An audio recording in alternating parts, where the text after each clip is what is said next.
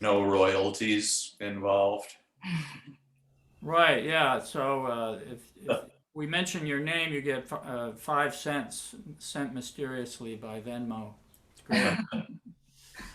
Um, so I know we have our colleague Ron Wasserman is here. Ron is now. Amy, did you know he's shooting a movie at the Bronx Zoo? You mentioned this, yeah. So he hasn't told you. He posted on Facebook, and there's all this stuff about the Bronx Zoo, but I don't know. He's the filmmaker. He's like the Steven Spielberg of the Bronx Zoo. Wow. We of should, Forward the to it. of the New York City Ballet Orchestra. well, do you know about this, Nick? Well, I saw something today on Facebook that was taking place from the Bronx Zoo, and noticed one of our pianists there. I think that's what you're talking about. Was that Steve Gosling or? Alan Moverman.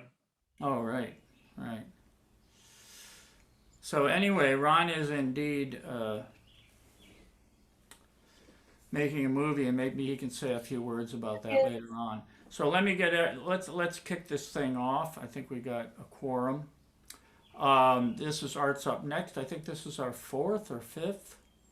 And Arts Up Next was supposed to have Sunny Sumter up on the in 2 weeks, but unfortunately she had to postpone. Um, so we do have Peter Frisch coming in from L.A. Peter and I knew each other up in Boston and then here in D.C. So he was the director of theater programs at Harvard and Juilliard and then at Carnegie Mellon for many years. And then he was dragged out to be a co-producer on The Young and the Restless. They wanted something creative, and then after he was there for a year, they decided they didn't want to be creative. And he went on to open and develop the Granada Opera House in Santa Barbara. And now he's extremely busy as a coach. You'll all hear about it.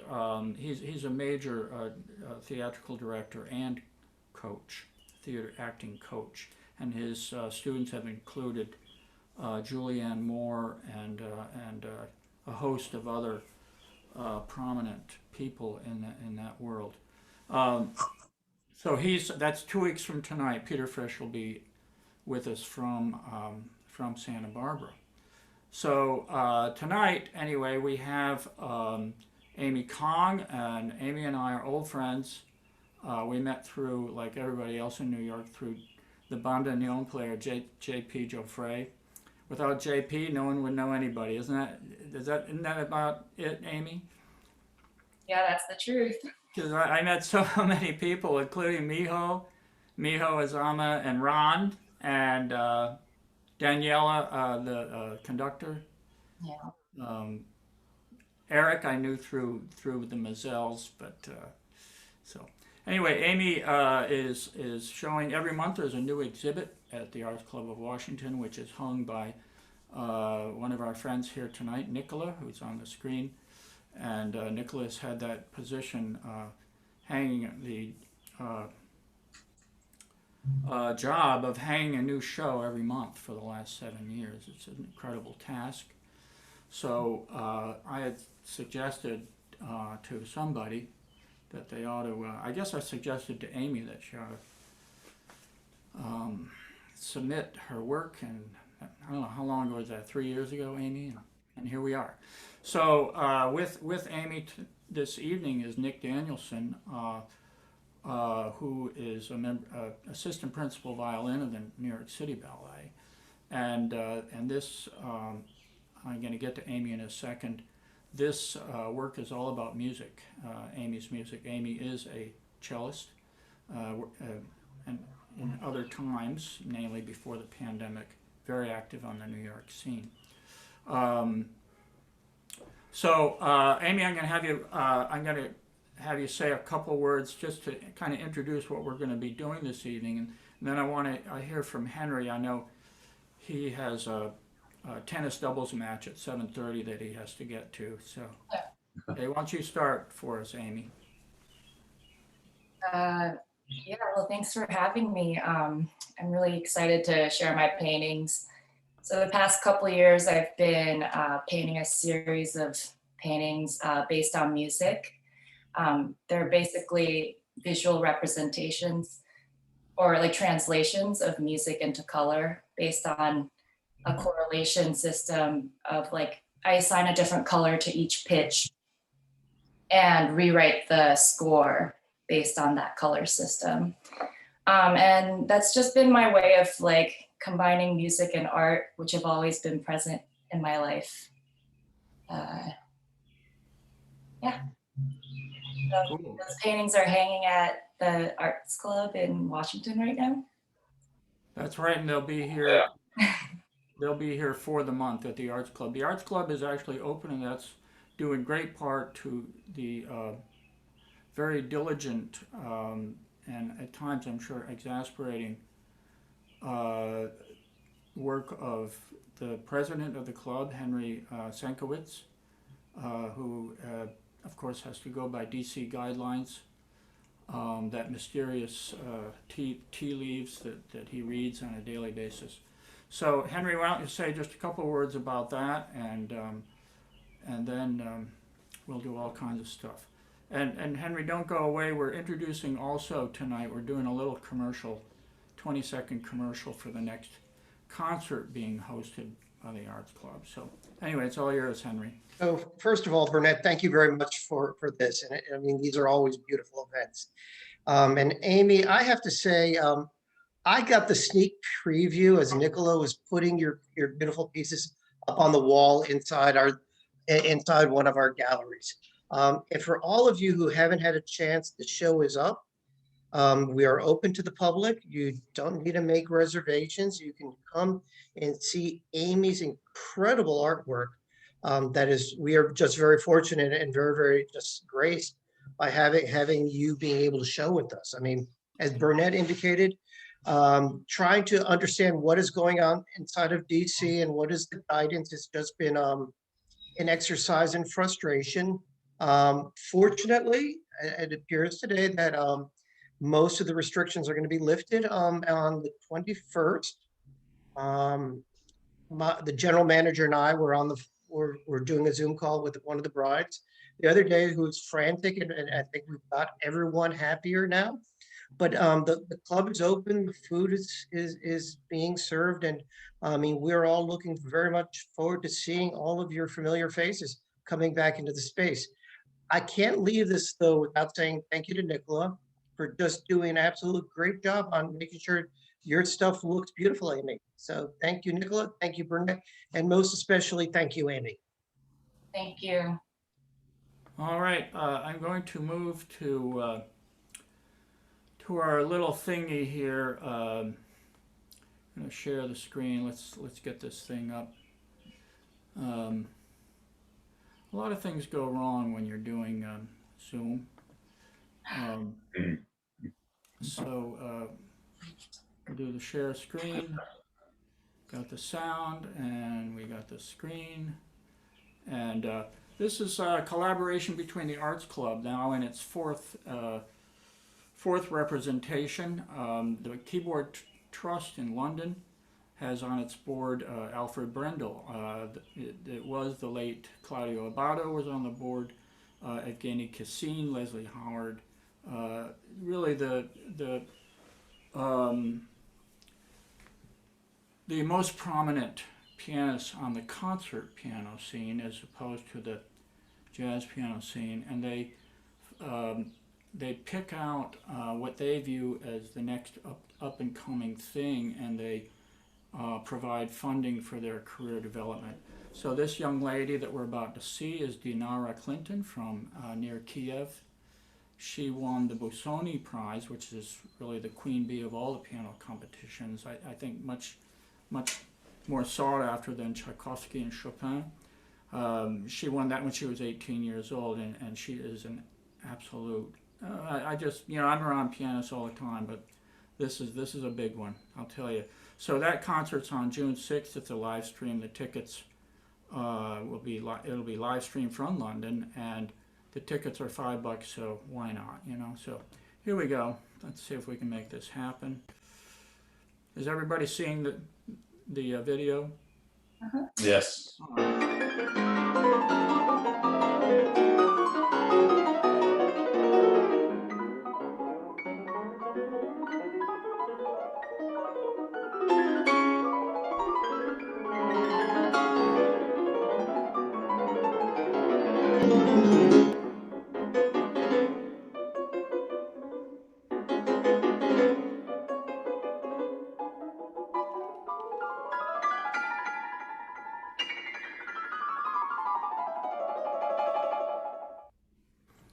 So you can check out more of her things online. She will just a brilliant artist. So thanks for checking that out. Whoops, we didn't want that to happen. No, I'm sorry, you can't play. That's YouTube, you know. You just keeps on going indefinitely. So anyway. Nicola, do you have anything that you'd like to say before we go dig deeper into Amy's work? Burnett, putting me on the spot. It's been a pleasure working with you, Amy. I love your work. We're so excited to have you. I know it's a lot later than we originally thought it was going to be, but definitely worth the wait. Well, thank you. All right, Amy, let's kick this off. What shall we look at first? We have a couple of videos, and we have some photos of your paintings. Where would you like to start? Well, I guess the video of the painting and the Bach Cello Suite No. 1 might be a good place to start. All right. So I have. What I have are your color transcriptions. Is that what we're going to see first? Yeah, that's a good one. That's a good one. Oh, very good. Okay, let's get this thing going.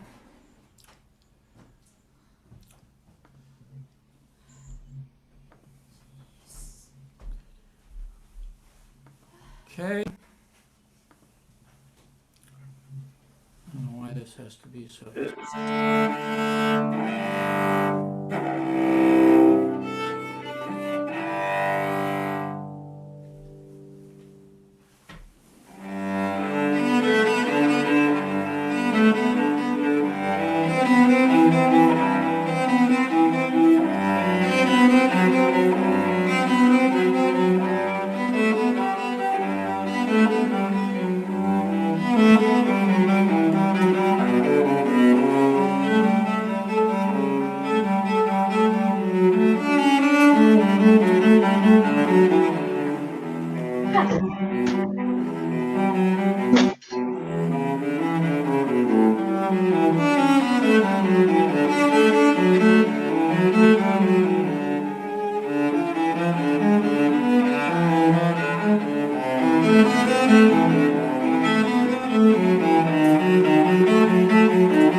We're listening to music while she paints.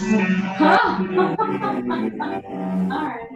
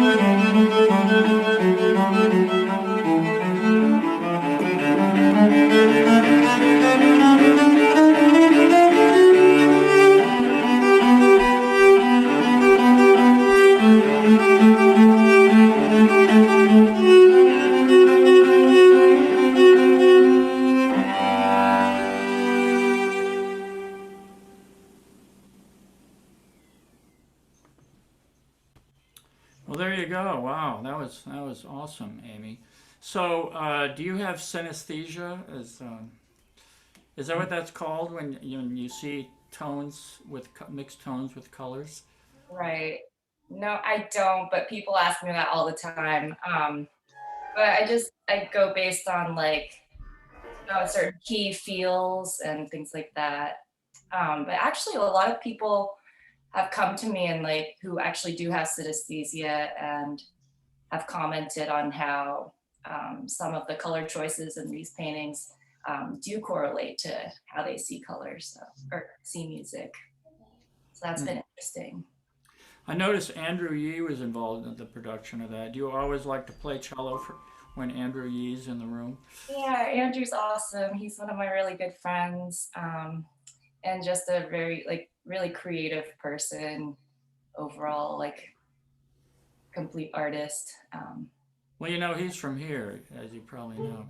Right, yeah. Now, I remember when he was in the American Youth Philharmonic when he was in high school. I think it was when my oldest daughter was in the orchestra at the same time, my daughter Kira. Mhm. So, does anyone have any questions about that? I do. Is Go that ahead. the speed at which you work, or was it speeded up? No, yeah, the actual filming took probably like an entire day. And then we Ah. set up the video, and we had to go in segments. But basically, so I recorded the piece first, and then we had kind of a plan for the day for the shoot, and we slowed down the music. I forgot, like super slow. So each note, like I had maybe like 20 seconds for each note to actually paint it, and then at the end we just sped up the video to match the actual tempo of the music. Fascinating to watch, really. As if it's that fast, you will Yeah. have a short life. That was frenetic. Anyone else have any thoughts? Thank you, Wilma. Mhm. Hi, Amy. Nice meeting you. I was interested in what medium are you using? Is it oil or acrylic or watercolor? Who cares? I've been using acrylic just because it's easy to use at home. I prefer oil, but it's just a little more complicated in terms of Is that working? Yeah, because you're really animated, and even with less than a minute, you really are working. You did a workout. Yeah. I definitely, had to try to stay in tempo, stick to the plan. But So, the first time I saw one of your works, Amy, was hanging in Mesro, which has become a vital hub of New York culture because they've managed to stay. That group, Mesro and Smalls, has managed to produce a concert every day since the beginning of the pandemic. And that would be through our friend Spike, I would imagine. And did you receive? I mean, it was always hanging there as you walked in the door, and I think people were leaning on it and stuff like that. yeah. And I wondered what kind of response or whether that generated any conversation or any response for you hanging there. Yeah, I mean, I think people found it interesting. They would ask what it was about, and I would tell them it's about music. And then it was nice to hear like afterwards that is what it made them think of, without having to say so. But, Right. We were talking last year, and I don't know if we're still having this conversation about having a performance in the gallery. Did we give up on that idea because of the circumstances? yeah, that was kind of something that I would have loved to have done, but you mean as part of the show, right? Yeah. Yeah, but I mean, COVID. Maybe Nicola could comment on that. Can we put we can put people in that room, right? Like 15 people or something. I don't know exactly how many. Henry, with the restrictions, how many people can we have in that room?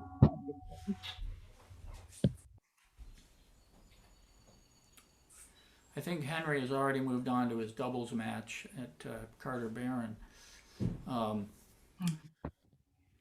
So you don't have any clear idea there? I don't want to give the wrong answer, especially if things have been updated.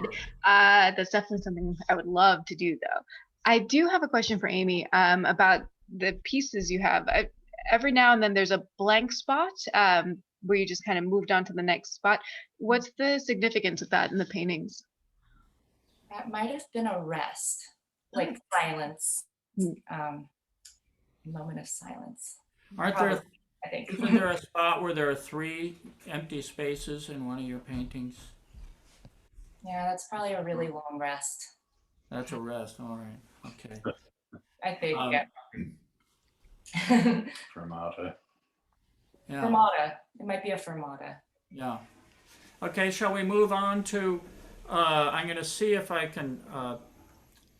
I'll turn on your duo with Nick. This is Nick Danielson sitting with Amy, violinist in the New York City Ballet Orchestra, assistant principal, and they've been working on these things together. So they're going to play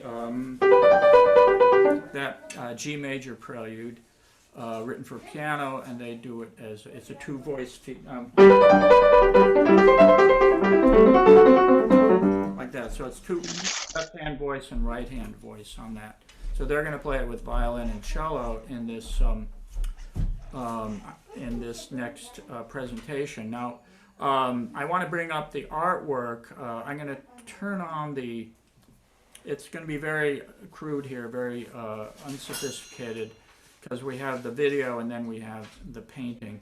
So can you remind me which? Let's see. I have. Okay, I do have the painting here. I'm not sure if there's actually a painting correlating to this piece, but I do have a painting that's hanging in the show. It's also another piece from the Well-Tempered Clavier. So I see the C major one. Yeah. Right. Okay. Sorry about that. So I'm having that. I'm showing that, and then I will. It'll take a second here, and then I will run the audio of the G major. I think that'll work just fine. So let's see if we can do this. So the recording is it's from the same book of pieces, but Right. a different piece from what you'll see. Right.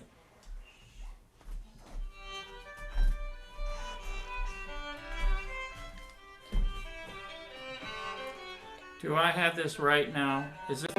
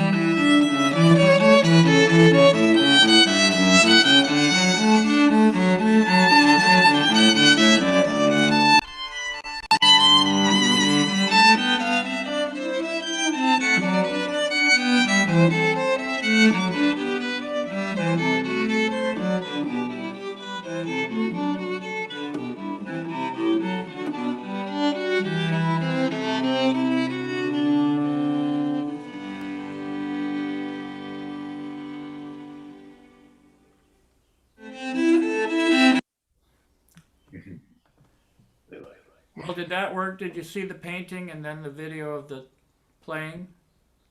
Yeah. That's So we cool. had a successful moment in Zoom history there where the technology actually worked.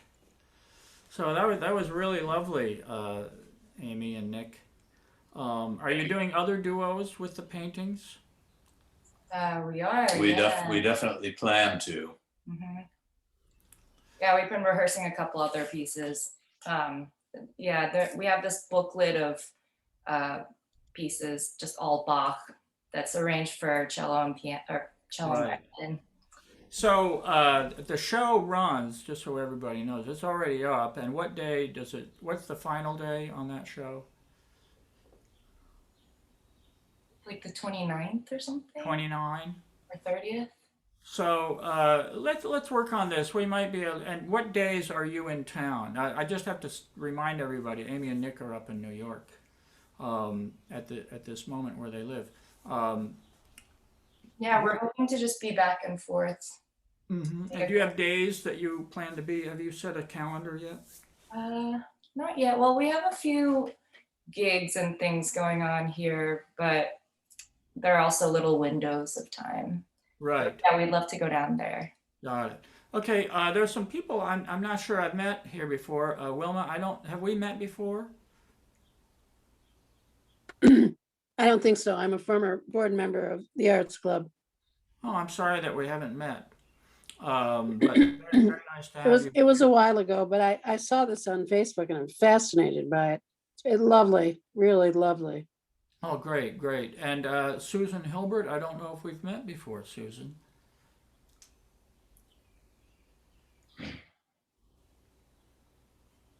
Can't, you're not, Yeah. are you muted? No, we've not met. I saw it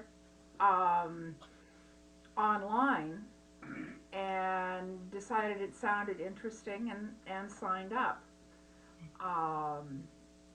So that's how we ended up. My husband Gary is sitting back here in the corner. Aha, you keep him in the corner. Yeah. Yeah, that's good. That's very good. She lets me out Susan. once in a while.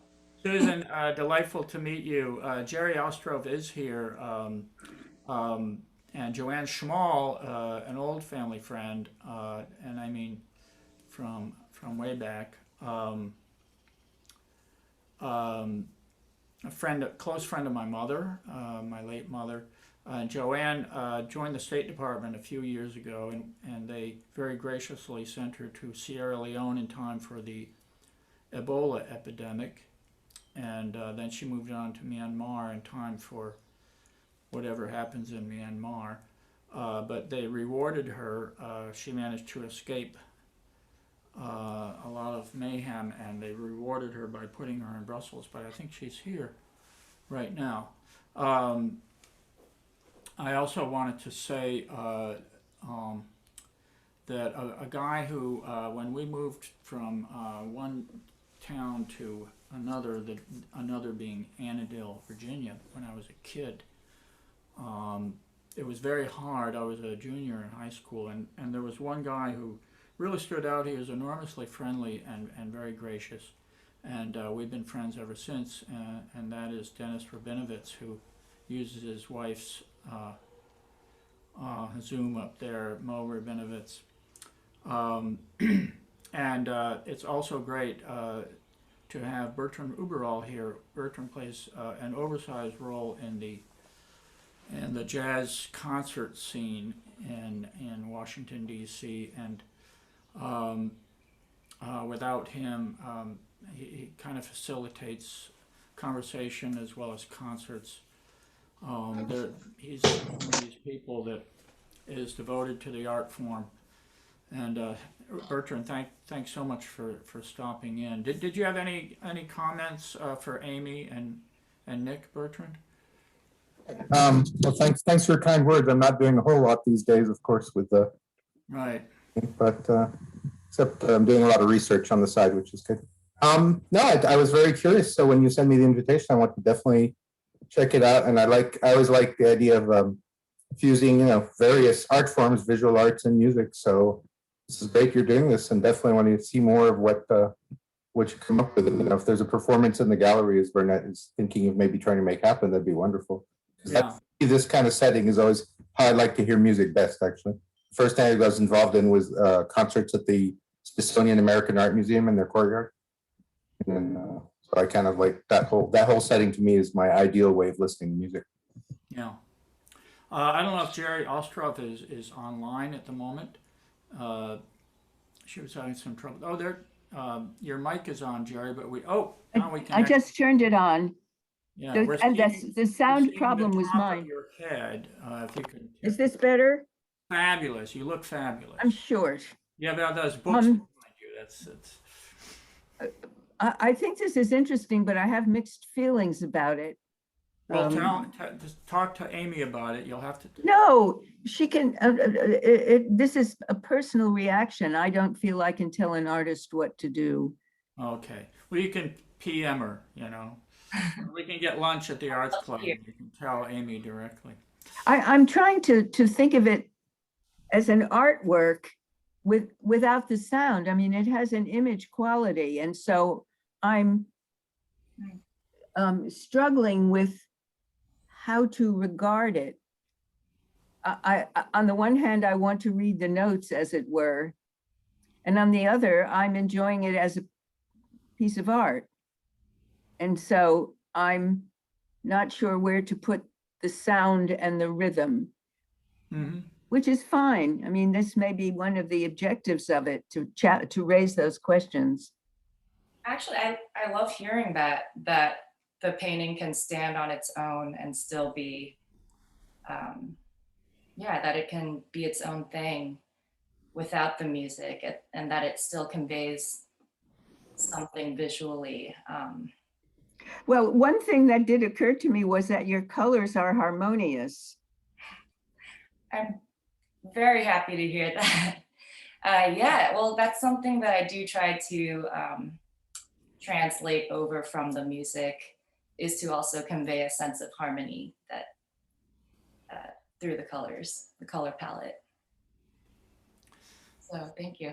I think that I know exactly what you're talking about, Jerry. And for those who came later, Jerry was the music librarian at New England Conservatory when I was there.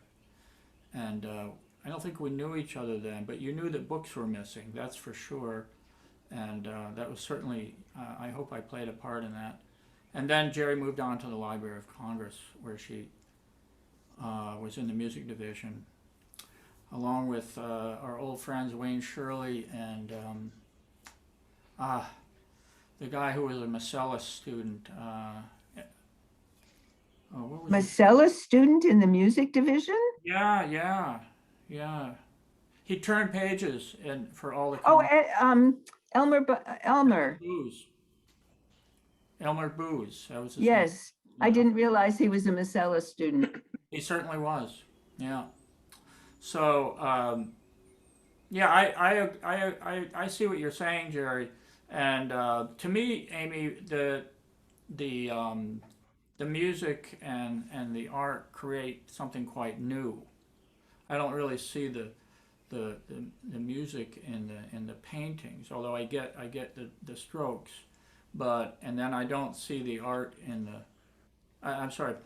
Well, you get what I'm saying. So, but when all is said and done, then there is this work, this combination of the music and the painting that to me stands on its own.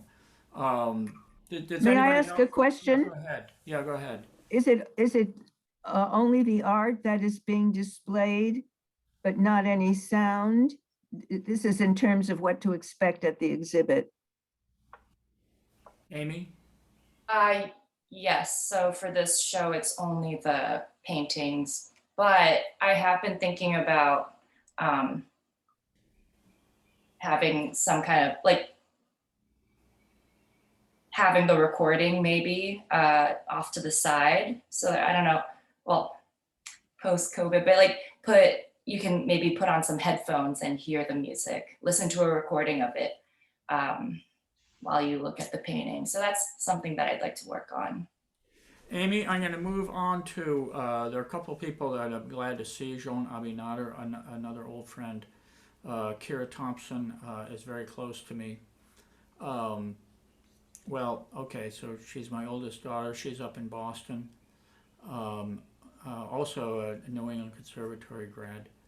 But long after your time, I'm afraid, Jerry. But she worked with, who was her teacher up there? You know, the clarinetist that was principal of the ballet and the opera. Bill Zijan. Do you remember Bill Zijan, Jerry? Yes, I do. Yeah, lovely, lovely guy. Oh, there's Kara. She's joining us Hi, from everybody. Boston, Massachusetts. Kara, did you have anything for Amy? I know this is the kind of thing that interests you. Yeah, I signed in late, so I just heard a little bit of the end of the performance and saw some of the visual. Unfortunately, I didn't get to hear the whole thing, so maybe I can do that at another time if I can have the link sent, which would be nice. But I always appreciate intermodal experiences and am reminded on how valuable they are, especially for those who might prefer one or the other. I feel like musicians often prefer a musical experience, but there are ways to be able to share your artwork for others or to others that might not be able to process it in the same way that you want them to, and adding an additional modality like artwork or a visual can really help bring it all together and help someone experience it in the way that maybe you are yourself, or in just from a different kind of angle. So I think that's really great. So I'd love to hear more at another time, but I signed in late. So, but nice to be here. Thank you. Oh, sorry. Go ahead, Amy. Oh no, I completely agree. And I think from like, no matter what field of art or anything that you work in, you can draw from other expressions of art to further inform your own work. So I completely agree. Amy, we're going to look at your other, I'm posting here the videos. Unfortunately, I'm posting them on my channel. I had to edit the audio to bring the audio up on one of them. So I apologize for that, Amy. They'll be on my own channel, but the audio will be quite clear. I want to go through the paintings, just go through them real quick. And maybe you could comment. I think we have 5 paintings that you sent me, and maybe you could comment on each one. We'll just go straight through, and I hope that I can make these work with the share.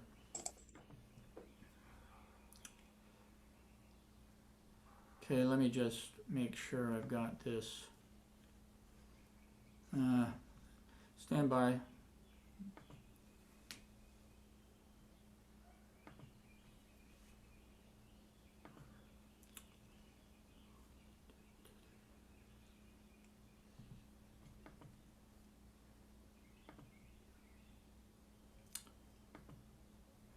So I'm going to start with, what am I starting with here?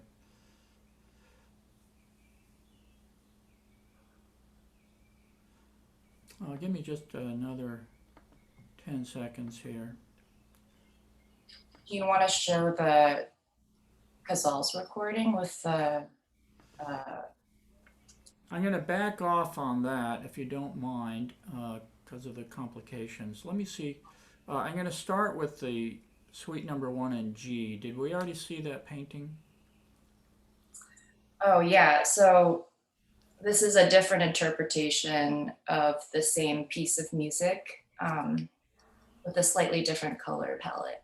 Mm-hmm. So I think I'm sharing that now. Is that right? Right. Okay. And do you have any other comments on this piece as I peel through these? No, well, I think just the key of a certain piece informs my color palette a lot. So most of the pieces in G major, which this also is, I incorporate a lot of blues just because I hear blue in G major. The other painting from the other video based on the same piece of music had a little more yellow because I still like G major reminds me of something like bright, blue but bright. So yeah, so I was playing around with a different color palette here. Okay, bear with me. My photo display thing is not doing what it's supposed to do. So I'm just going to go. Here we have the cello number 4 in E flat. Quite different, Amy. Different key.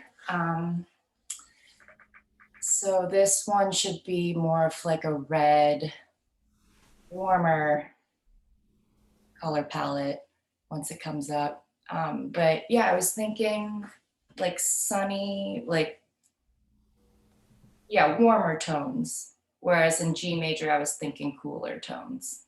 You know, Bach and G major often, I don't know about the violin suite, so Nick could comment on this and also cello, but the invention in G and the prelude in the first book in G, and the prelude and fugue in the second book are all very arpeggiated.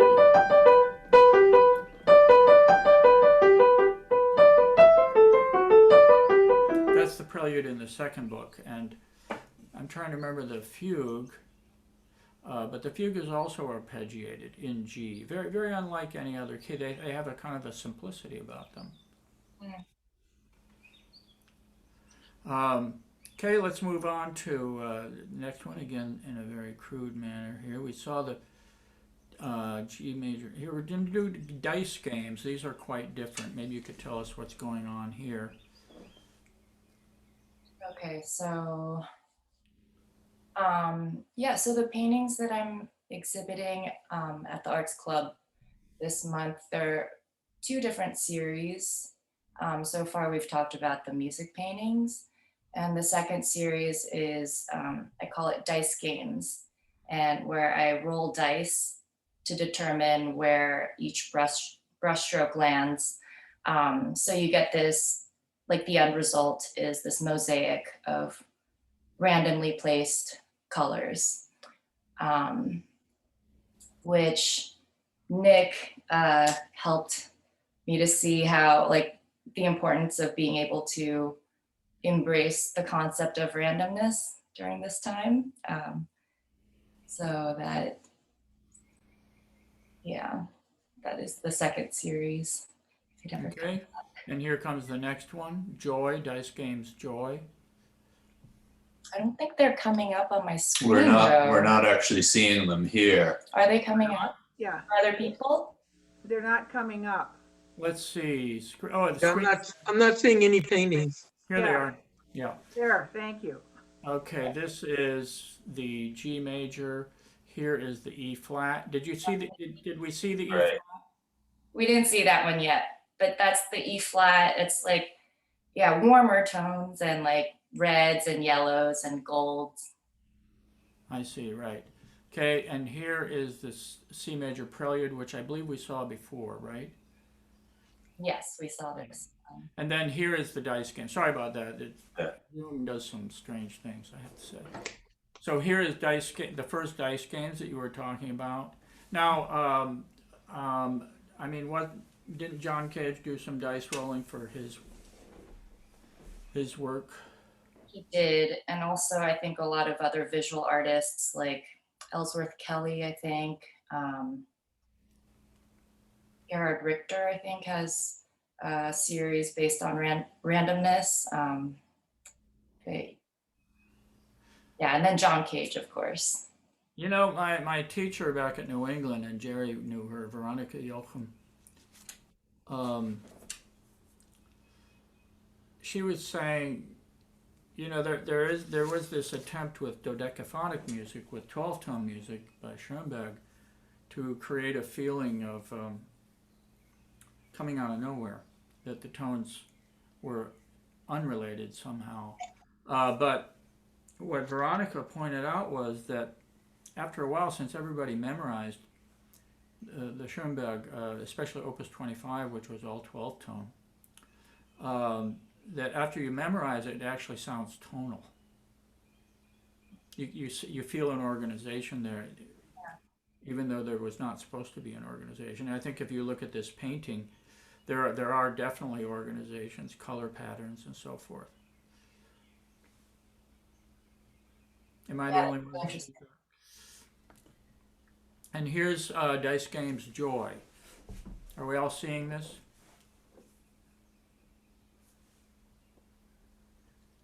Yeah, this one is part of the same series. The first painting you saw was actually with 2 dice. So it's kind of an exploration on probability as well.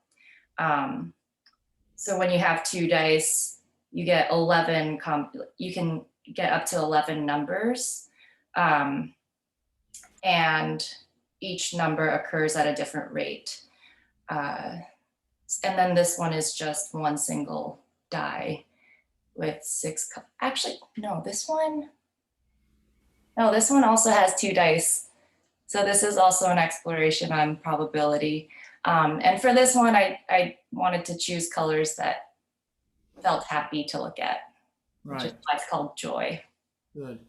Amy, we always try to keep it to something resembling an hour. But I always do like to ask certain questions. One question is what's coming, the title of this symposium or series is Arts Up Next. So I'm curious what you're looking at over the next year or two. Well, that's a good question. I mean, just coming out of the pandemic, I guess things are slowly starting to open up. So after a year of just not performing at all, things are starting to happen again. I have a couple recording projects coming up. And yeah, orchestras are talking about like getting back to work in the fall. Right. Well, we just had this performance with Roxy Koss on Monday night in the Piano Jazz at the Arts Club series. And Roxy, I assumed, because she plays a big role in the New York scene in all the clubs, and at Juilliard and so forth, I assumed she was very, very busy over the last year. But after we had an hour to rehearse, and then after the concert. Why is that, Nick? We've known about this for a year, and we set aside 45 minutes to actually rehearse for the concert. How does that happen? Well, we don't want to be over rehearsed. I'm telling you that's always bad. So anyway, we were chatting afterwards, and we discovered that between the two of us, we had 3 gigs over the last 14 months. So we were both. I thought I was a little apprehensive. Do I still know how to play the piano? And apparently she was thinking kind of the same thing. Does Burnett still know how to play the piano? The other thing I wanted to ask you was how the pandemic affected kind of your paradigm, or what you were trying to do, not actually in a positive way. Can you comment on that? What changed that was a good thing that you want to pursue when we get around this thing? Well, I would say, I mean, at least from a music point of view, it was pretty challenging at first to stay motivated to keep working at it and like practice every day, and without having that audience, just having that like completely gone.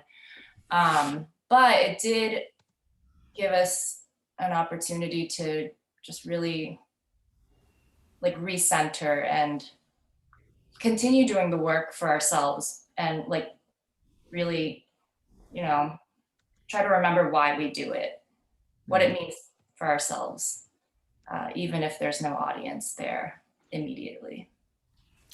I have another question that I like to ask, and it is a steal from Hans Ulrich Obrist, the Swiss curator.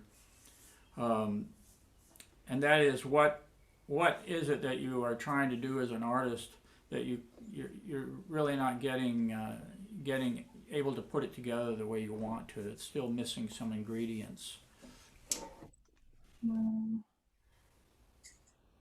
No.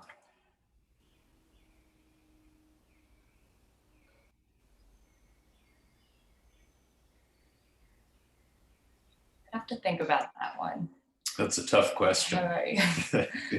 I tell you, if you want to read an interesting guy, that would be Hans Ulrich Obrist, because he has conversations with artists over decades, including Gerhard Richter or Hockney, David Hockney, Louise Bourgeois, Frank Gehry, Ai Weiwei. He's worked a lot with Ai Weiwei.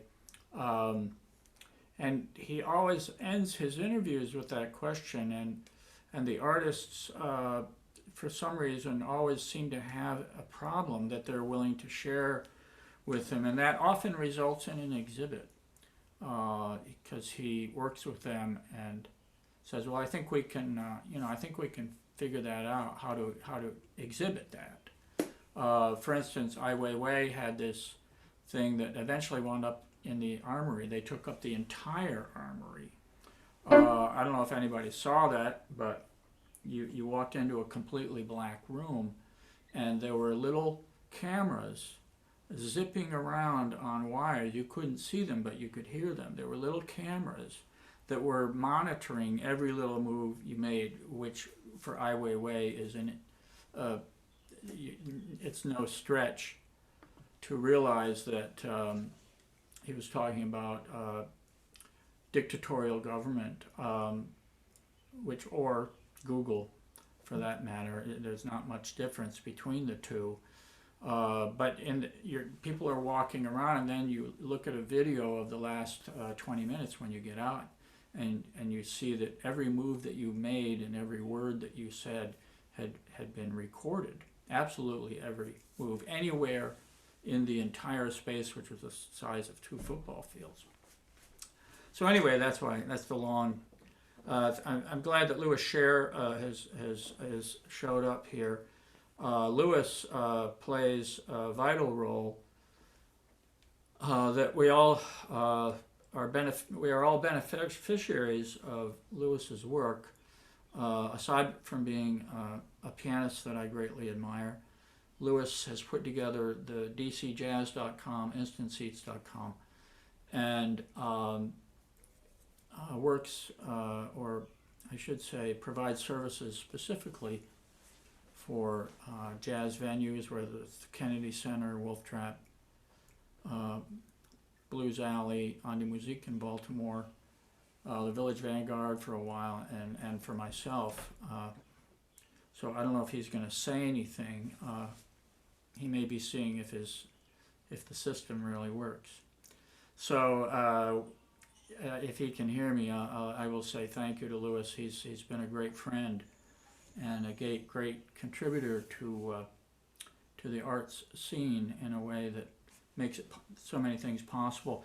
Ron, I think you really owe it to us to tell us what the hell you're doing in the Bronx Zoo with a bunch of New York City ballet dancers and a camera. Well, maybe everybody might have to wait and see. I actually have a little demo, but I'm forbidden to show it to anybody right now. But by the way, I think it would be great if and I really want to go see the exhibition of paintings. I would love it if there was I mean, it's easy enough to find because we all carry in our pockets the entire worlds of music, recorded music. So if there was like a QR code that we could just scan and we could listen to the piece, it'd be so easy. But I think that would be really great. But so we That's a good idea.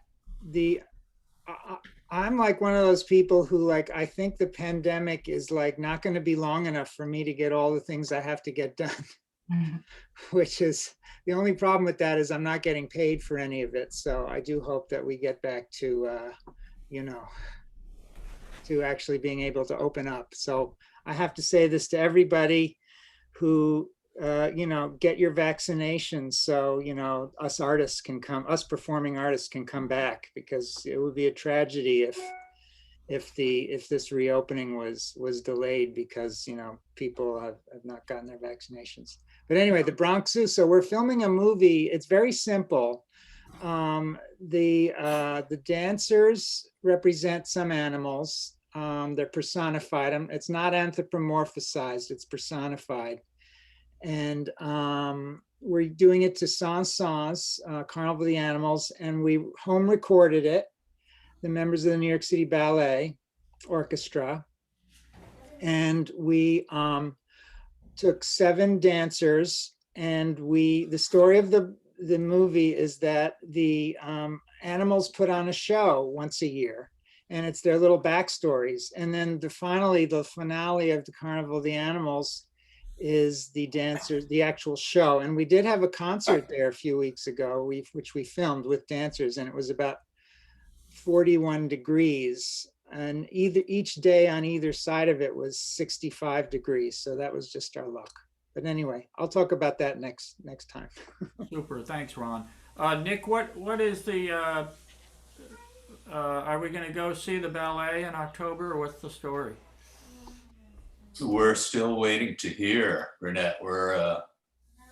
We don't know. Some of us have heard that September could be something to look forward to, but there just isn't any certainty about it right now. So we got our first shot, and we're about to get the second. So we'll be ready to go at that point. And I really hope it's September. I really, really hope so. Because it's been complicated. Yeah. This past year. Yeah. Well, thanks for sharing that, and I certainly hope so. We want to get back to New York. We're itching to get up there. But my favorite place to stay is not even open. So, Nicola, any other words? I'm hoping all of us can get over there and spend a great deal of time. The club is open, by the way. Is it required that they set up an appointment to walk in, or how does that work, Nicola? So what I had heard, what we've been doing is people needed to make reservations, but it sounds like Henry is now saying that those restrictions have been lifted. So please feel free to come by anytime during business hours. The gallery is open. Can you remind us of what the gallery hours are? Oh, I'm sorry, you cut out for a second. Yeah, the gallery hours. Oh, okay. We are open Tuesday through Friday from 10 to 5, and on Saturdays from 10 to 2. Very good. Well, Amy, please let us know when you're in town. I want to drag Bruce and Bertrand and Dennis and Susan. Where are you living, Susan?